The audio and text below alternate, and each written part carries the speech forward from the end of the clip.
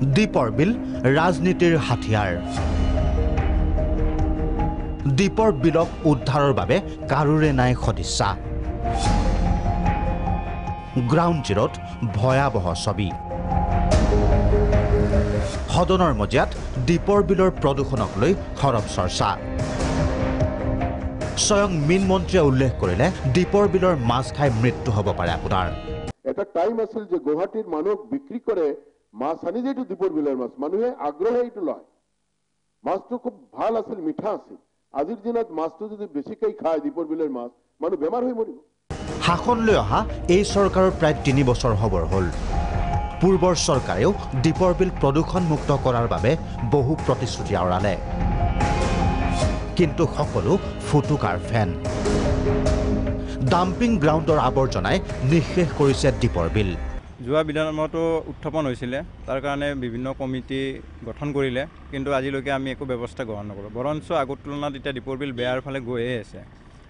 যোৱাকালিও বিধানসভাত উত্থাপন হৈছে, ভাল পাইছোঁ। পৰৱৰ্তী পদক্ষেপ কি হ'ব? বিধানসভাত উত্থাপন হৈয়ে থাকিলেতো নহ'ব, এই ক্ষেত্ৰত ব্যৱস্থা গ্ৰহণ কৰিব লাগে। মীন মন্ত্ৰী পৰিমল শুক্লবৈদ্য, বিধায়ক ৰমেন্দ্ৰ নাৰায়ণ কলিতা, ৰেকিবউদ্দিন আহমেদে সদনত দীপৰ বিলৰ প্ৰদূষণৰ প্ৰসংগ উল্লেখ কৰাৰ পিছদিনাই গ্ৰাউণ্ড জিৰোত প্ৰাগ নিউজ। উন্মোচিত হ'ল কেনেদৰে আৱৰ্জনাই গ্ৰাস কৰিছে দীপৰ বিল। যিটো ঘৰ আপোনালোকে দেখা পাইছে, এইটো এটা পাম্প ছেট ইয়াত সংলগ্ন কৰা হয় বাৰিষা হ'লে, যদিও এতিয়া খৰালি সময়। এই পাম্প ছেটটোৰ দ্বাৰাও ইয়াৰ পৰা যিসমূহ কদৰ্য লেতেৰা পানী, বাৰিষা যেতিয়া পানী বৃদ্ধি হয় তেতিয়া এই যিটো পাম্প ছেটৰ দ্বাৰা এই ঘৰটোৰ ভিতৰত পাম্প ছেট বহুৱাই লোৱা হয়, আৰু এই পাম্প ছেটটোৰ দ্বাৰা দীপৰ বিলত কদৰ্য পানী পেলোৱা হয়। ডাম্পিং গ্ৰাউণ্ডৰ আৱৰ্জনাৰ পৰা পচন সাৰ নিৰ্মাণৰ এক প্ৰকল্প নিৰ্মাণৰ বাবেও পূৰ্বৰ কংগ্ৰেছ চৰকাৰে 100 কোটি টকীয়া এক অভিলাষী আঁচনি গ্ৰহণ কৰিছিল। পিছে সেই প্ৰকল্পৰ বাবে নিৰ্মিত ভৱনৰ বাহিৰে এতিয়া ডাম্পিং গ্ৰাউণ্ডত দেখিবলৈ একো নাই।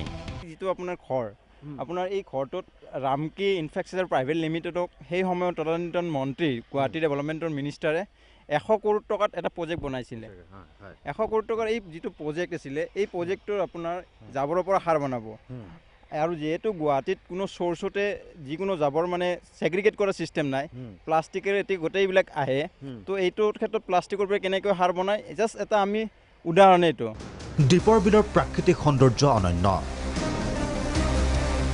দেশী বিদেশী পৰিভ্ৰমী চৰাই, গুৱাহাটীৰ প্ৰাকৃতিক পৰিৱেশৰ বাবেও অন্যতম গুৰুত্বপূৰ্ণ দীপৰ বিল।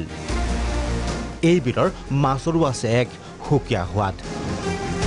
পিছে শাসক পক্ষৰ ৰাজনীতিৰ সমীকৰণত বিলখনে মৰ্যাদা পালেও গ্ৰাউণ্ড জিৰোত কিন্তু মৃত্যুৰ ক্ষণ গণিছে দীপৰ বিলে। দীপৰ বিল এতিয়া ৰাজনৈতিক সমীকৰণৰ এক আহিলা মাত্ৰ, কাৰণ বিধানসভাত দীপৰ বিলৰ প্ৰদূষণৰ কথা, দীপৰ বিলৰ বেদখলৰ কথা উল্লেখ হয়, কিন্তু গ্ৰাউণ্ড জিৰোত দীপৰ বিলৰ কোনো ধৰণৰ পৰিৱৰ্তন সাধন নহয়। ভিডিঅ' জাৰ্নেলিষ্ট বিকাশৰ সৈতে হেমন্ত বেজ, প্ৰাগ নিউজ, গুৱাহাটী।